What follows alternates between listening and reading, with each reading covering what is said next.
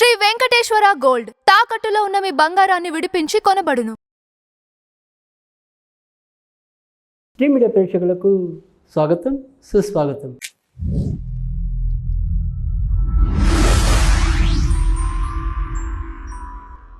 వారఫలాల కార్యక్రమంలో జూన్ 23 నుంచి 29వ తారీఖు వరకు కూడా మొదలైన విశేషాల గురించి తెలుసుకుందాం.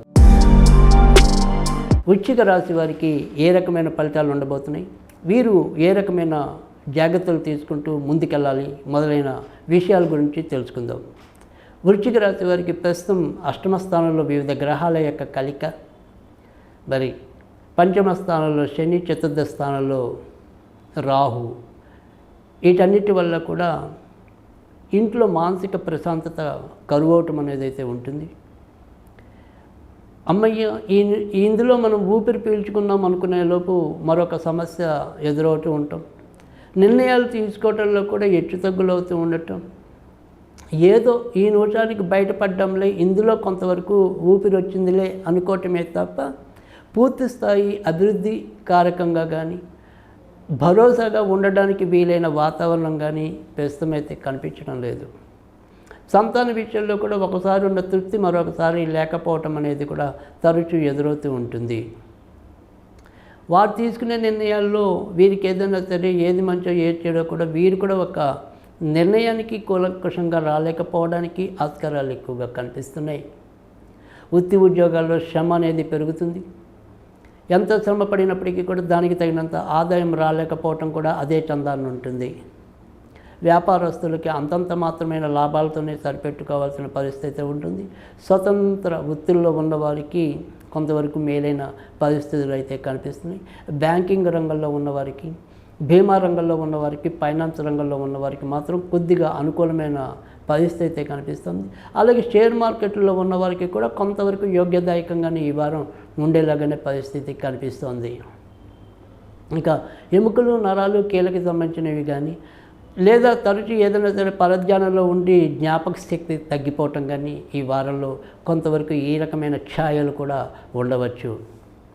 కొత్తగా వివాహం కావాలి అనుకునే వారికి ప్రస్తుతం అంతంత మాత్రమైన పరిస్థితి గోచరిస్తుంది.